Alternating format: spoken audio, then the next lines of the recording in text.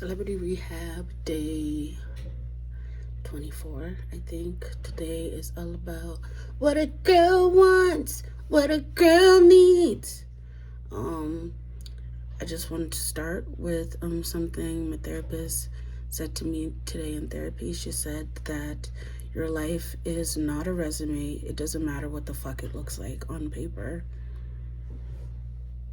And I just had to sit with that for a moment because real. I think on paper my life would be a fucking mess. That's what if my life was a resume and you saw it on paper, you wouldn't want to hire my ass. I mean, I have a lot of experience, but as for staying in one place and staying committed to one thing, that has never been me. And today I was just talking about how behind I feel in life and how I don't feel like I'm doing anything while I'm just watching my peers and people all around me move forward with their lives and, I don't know, get married, buy houses, find your dream career, or at least just be working or whatever it is the fuck. And I just feel like I've been left behind. I feel like I've been so destabilized. I don't know who I am and I don't know what I want anymore. And my therapist was like, I think you do know what you want. I think that you're just telling yourself that what you want isn't good enough, or it's not feasible, or it's not realistic, or it's not what you're supposed to want. But you do know what you want. And so we just started by the little things, like what do I want out of life? And I said I want to be happy. Like Beyonce said in that one song, baby, I understand. My aspiration in life is to be happy. Okay? And so then we started by just listing what makes me happy. Being by water makes me happy. Traveling makes me happy. Laughing with my friends makes me happy. Being surrounded by books or in bookstores makes me happy. Doing things that I'm passionate about makes me happy. Being in love and community makes me happy. Now, how I turn those things into something that gives me back my joie de vivre, I don't know yet. But she was talking about how feeling like you're behind, especially for a woman that's in her late 20s, entering her 30s, is like on brand.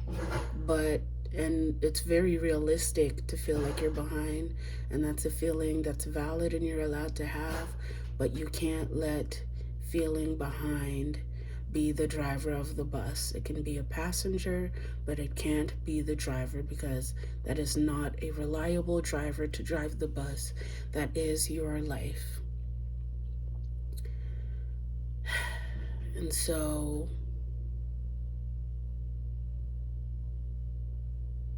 I was just telling her about how I feel like I'm not doing anything with my life.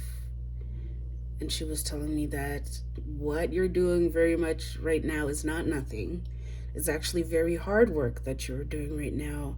It may not be a 9 to 5 that you clock into, but it's very much doing something and doing hard work.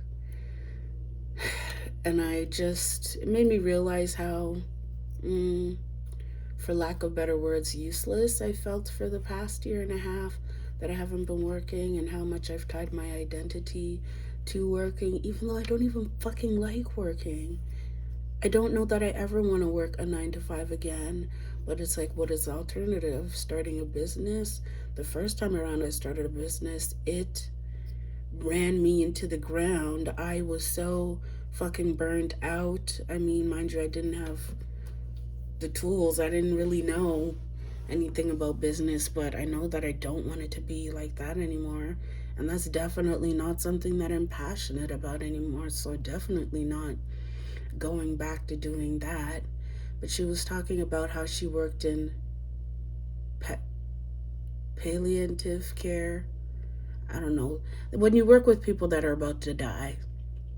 She worked in a cancer ward for a long time, and she was like, I can tell you that when people know they're about to die, nobody has ever told me, oh, I wish I would have worked more hours or worked harder. People say things like, I wish I would have gotten to know myself better. I wish I would have traveled more. I wish I would have loved more, you know? And so I am just trying to figure out how to come home to myself and what that looks like and what that means. I know I do not want children anytime soon. I still got 3 more good years of this IUD in. And after that, who knows? I might put another one in. I just might.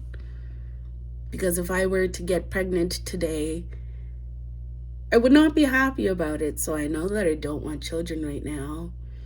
Marriage, the concept of being contractually tied to somebody doesn't really sit right with me. Not to say that I wouldn't like a long-term partner, but shit, I might get eloped. I mean, like in this stage of life, if I were to get married, it would be elopement. It wouldn't be. But if and when that point ever does come, I don't know. I might just jump the broom, you know. I might just be like, we together and we know we're together and we don't need to, and then throw a really big party, because I do want a big party. I don't want to wear a tacky ass white dress, but I do want a big party. But I know that marriage isn't something that I'm looking for right now. I definitely don't want to work a fucking, I don't know, 40, 60-hour work week. I have gotten pretty good at incorporating rest into my routine and valuing it and utilizing rest as resistance and resisting just everything that society, my family, the world has told me that I need to be as a strong Black woman. I don't want to be a strong Black woman. I want to be a soft Black woman who takes naps.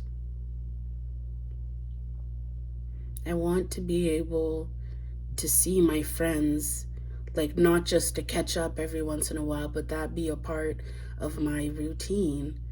I want to be able to play with the children in my life as much as I can and then be able to leave afterwards because they ain't my kids. And I want to create art that matters to me most importantly, but that has a lasting impact. And I don't know what that is yet. And that's been getting me down for a really long time because I feel like I've over-identified with being a creative and an artist. And now that I haven't really been in a creative season, the most creative thing I've been doing is my hair.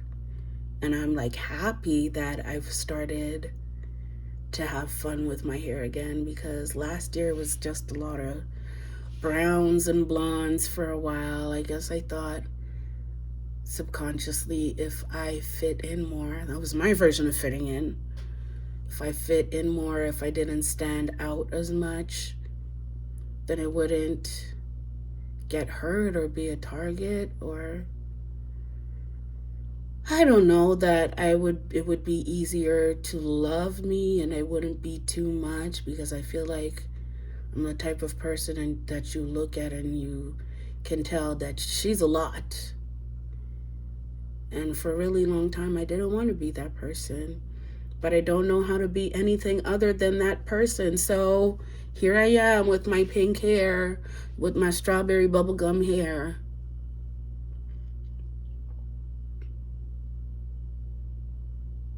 I know what I don't want. I'm figuring out what I don't want more and more every day. And I'm able to voice it. And that's huge for me. I know that I want to live by the water. I know that as much as I've grown and had stability and built community in Yellowknife, this is absolutely my last year there. And I'm thankful for all of the things that it's afforded me, including this opportunity, but I feel like a goldfish in a tiny fishbowl living there. I feel like I'm gonna disappear sometimes because I feel so trapped there. But then I'm like, oh, but I've created this life for myself where I have people that I really love here, and I had stability. And I guess a part of me was scared that I wouldn't be able to recreate that again.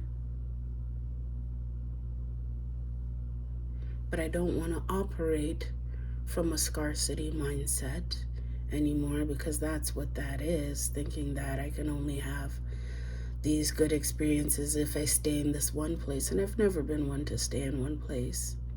So that can't be realistic. That's not realistic. I think I've just been so tired of starting over. But I guess the next time I move, I won't really see it as starting over, because I won't be starting with nothing. I have so much experience and knowledge, and I have people that, regardless of where I am in the world, will still love me and be a part of my community. And that's just something that I have to remind myself. And then my therapist was telling me that one of the things that scientifically makes people live a longer life is when they enjoy the quality of their life, not by anybody else's terms outside of them, but if you ask somebody, do you love your life? They actually love it. Not, well, I have a house, I have a car, I got married at this age, we have the white picket fence and this, that, the third, but are you actually happy with yourself and your life? And I think moving forward, not that I haven't been already, being very intentional about having experiences that bring me joy and figuring out what that looks and feels like to me at this season in my life. I've been getting really good at guitar, and that makes me happy. I check in weekly with my friends, and that makes me happy. I feel like we're having deeper conversations, like it's not all just laughs, and I'm letting them see more parts of myself. I'm letting myself be seen in ways that I never thought I would allow myself to be seen. I'm showing vulnerable parts of my side, and as scary as it does feel good to be. Oh, I'm about to cry. It does feel good to be seen and be known, and not just the parts of me that I think are acceptable, but all of me, and to be loved and to be welcomed when people see all of me.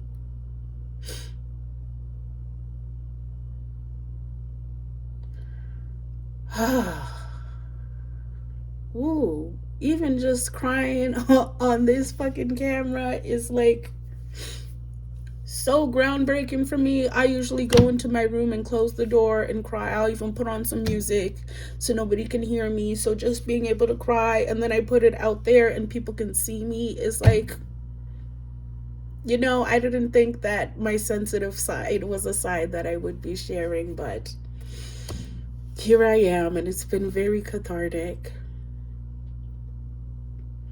I've even started writing. I don't write often, but I'd be writing my little essays when I take myself out on my Sunday dinner dates.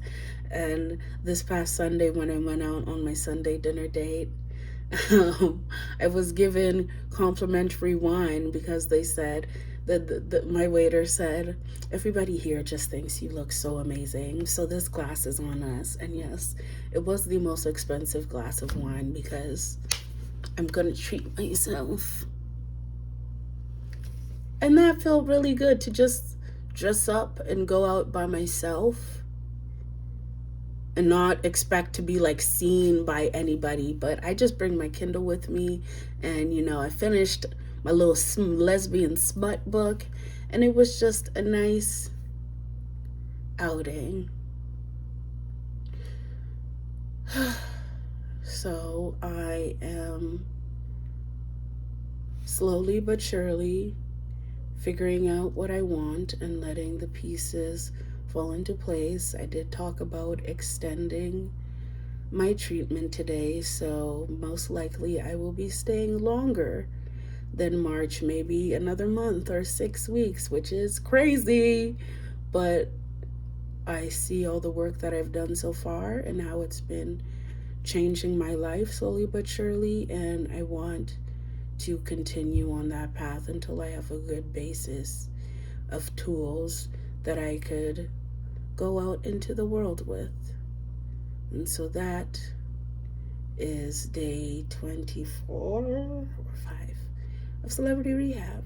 I'm going to rest today.